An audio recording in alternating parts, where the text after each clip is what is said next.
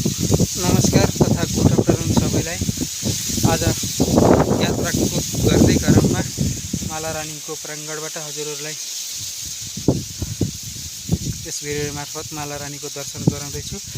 मालारानी मन्दिर मेरो पछाडि भएको यो मालारानी मन्दिर प्रख्यात मन्दिर, सबैले जान्नुभएको मन्दिर हो। मालारानीको वरपरको दृश्य र चारैतिरको दृश्य हजुरहरूलाई देखाउन गइरहेको छु। म यस मालारानी मन्दिर यता मेरो पछिल्लो भागतिर हेर्न सक्नुहुन्छ। हनुमानको मूर्ति लगायत सम्पूर्ण मूर्तिकला तथा वरपरको दृश्यहरू पनि देख्न सक्नुहुन्छ। यो मालारानीको मन्दिरको पछाडिको भाग हो।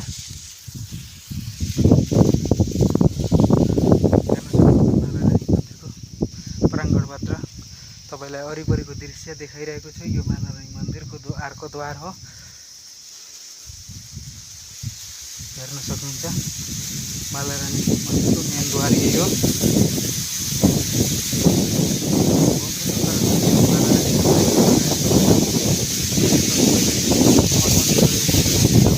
मालारानीको अगाडिको मन्दिरबाट हजुरहरूलाई देखाउँदै गइरहेको छु, हेर्न सक्नुहुन्छ। अनि यता हवन कार्य गर्ने हवन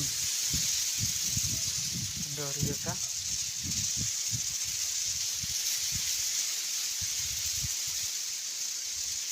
मालारानी मन्दिरको सम्पूर्ण मन्दिरहरू, देवी देवताहरूको मन्दिर हजुरहरू सामु देखाइरहेको छु। म पनि घुमेको छु र हजुरहरूलाई देखेको छु। दर्शन मैले पहिले गरिसकेँ अनि हजुरहरूलाई यता देखाउन गइरहेको छु। यता शिवपीठ, जो शिवजीहरूलाई यहाँ देख्न सक्नुहुन्छ। शिवजीहरूको लागि बनाइएको सम्पूर्ण हो पीठहरू छ।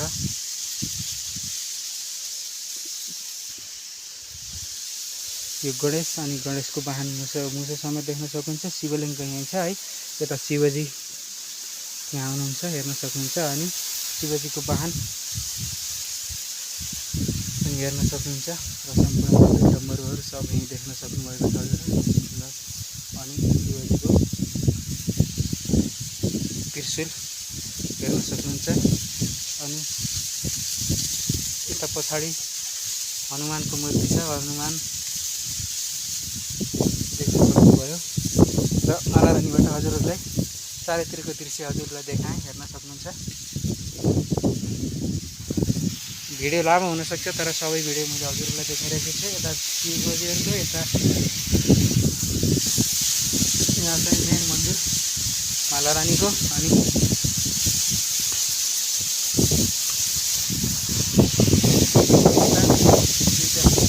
बाघहरू छ मालारानी मन्दिरको।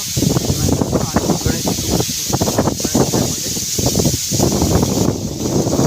देख्न सक्नुहुन्छ। अनि यसको ब्याक साइडबाट पनि हजुरहरूलाई देखाउँदैछु, यतातिरको पनि दृश्य। यतातिर माथि चाहिँ हामीले आज जान असमर्थ भइयो। यतातिर मालारानीबाट चारैतिरको दृश्य पनि हजुरहरूले देख्न सक्नुहुन्छ। यहाँबाट धेरै ठाउँहरू देख्न सकिन्छ, धेरै टाढाहरूको दृश्य। भिडियो लामो हुनसक्छ, तर मालारानी मन्दिरको सम्पूर्ण दृश्यहरू हजुरहरूलाई देखाएँ। अनि यता फुलबारी, फुल त कमै फुलिरहेछ, तर पनि फुलबारी राम्रो छ, धेरै फुलहरू छन्। मन्दिरमा फुल टिप्नेको लागि यहाँ फुलबारी छ। भिडियोबाट बिदा हुन चाहन्छु। अर्को भिडियोमा कुनै ठाउँ देखाउने कोसिस गर्नेछु।